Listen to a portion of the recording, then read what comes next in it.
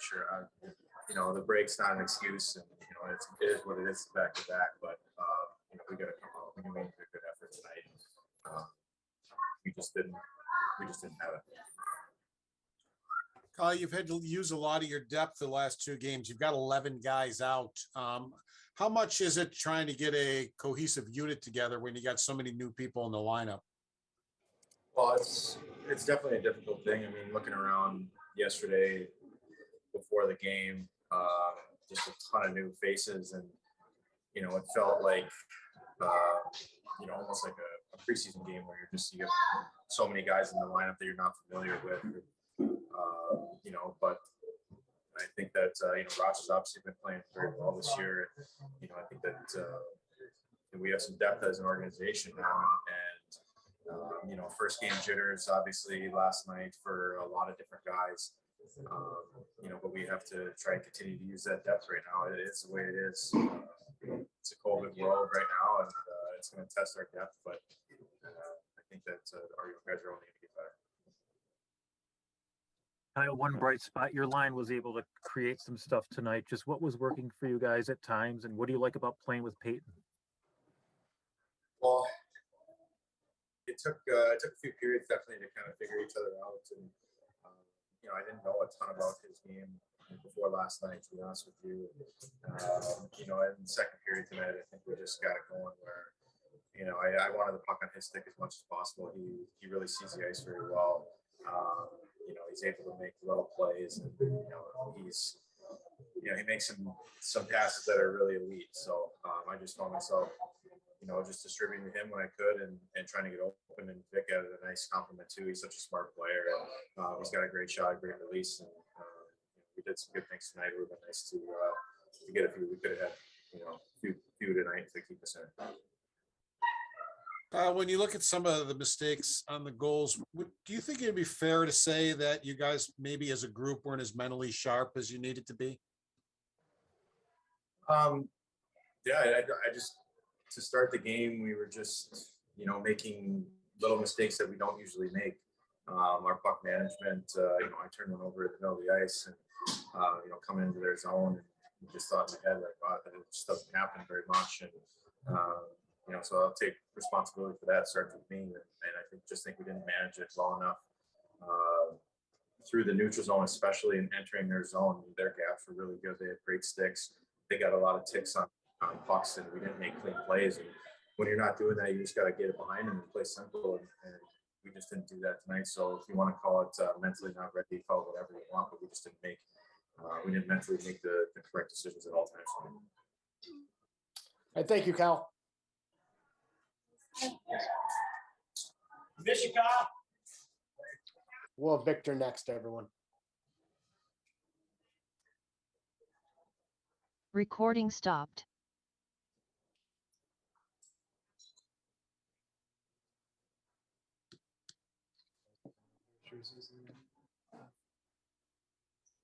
And just a reminder to everyone, we do post the video on our website, and you're welcome to use that as well. A lot of pressure, Donnie.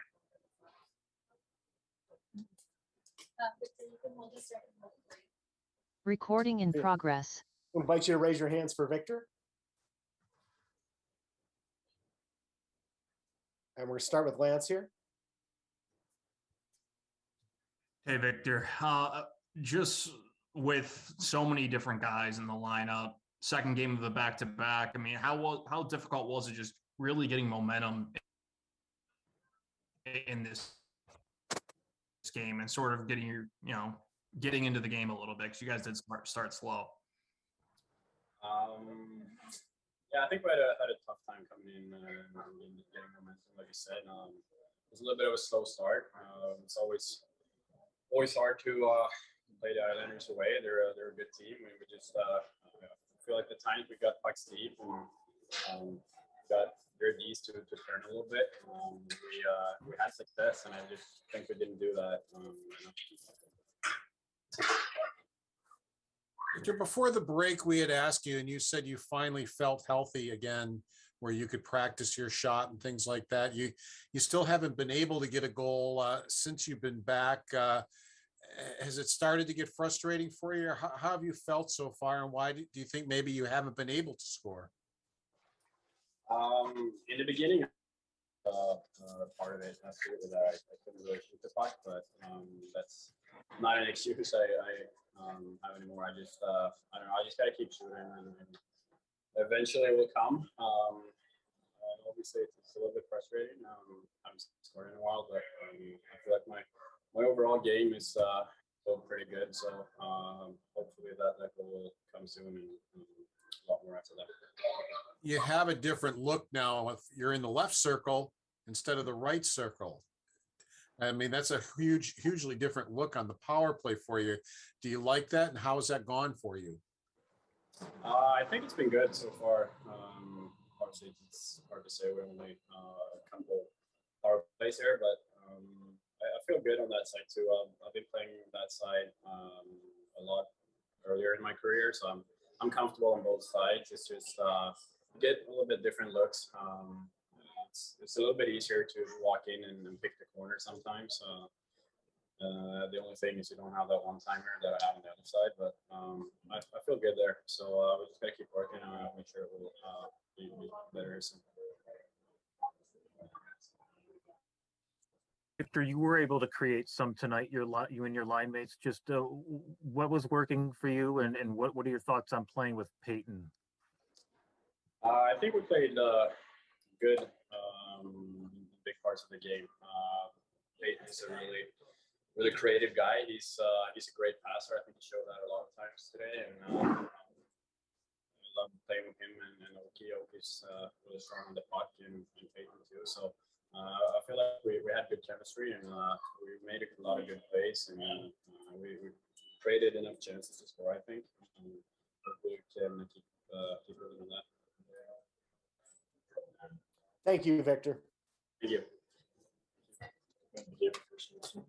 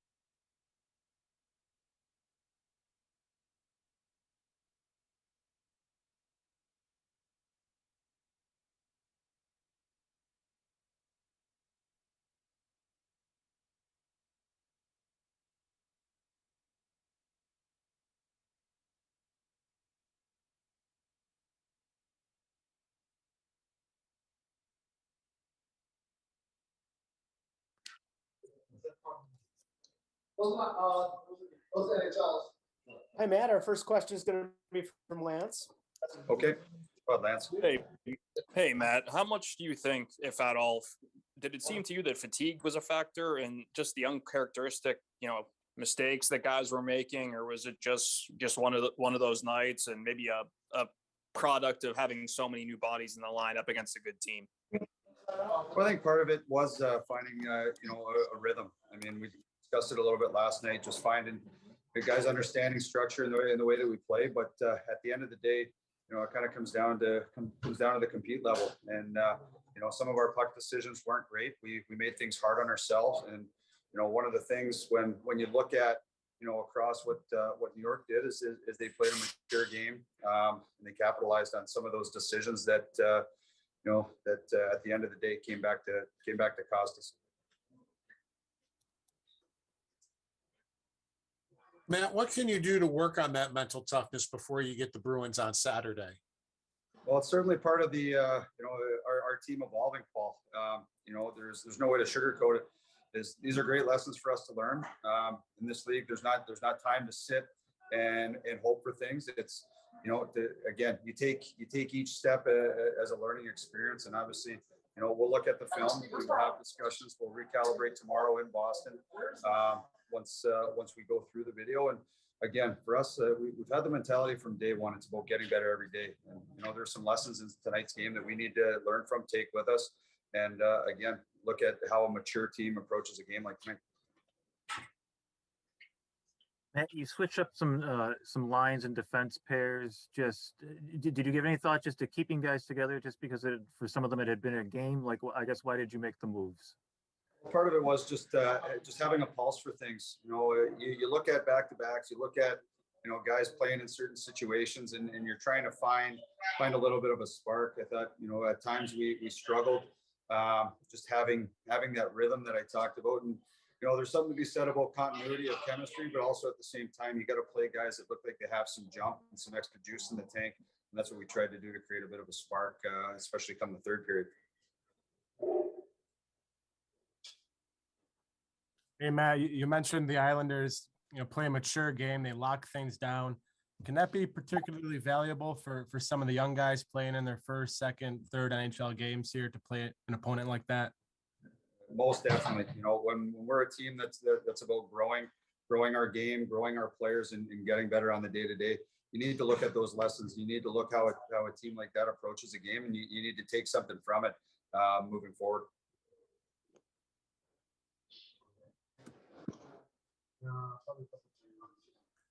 And I'm curious, once the game starts, like in intermissions, do you guys talk to Don Granato during the intermissions, or once the game starts, he's out of it and you guys are doing it? No, we speak with Donnie. We have Donnie on Zoom. So he's watching the game at the same time. And again, between periods, it's a collaboration of what everybody's seeing and ideas. And it's great, obviously, to have Donnie's input. For me personally, it's a source of strength.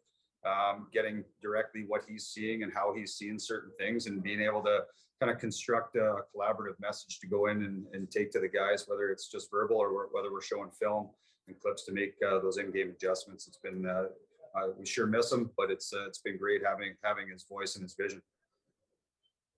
Thank you, Matt. Thank you. Okay. Thank you, everyone.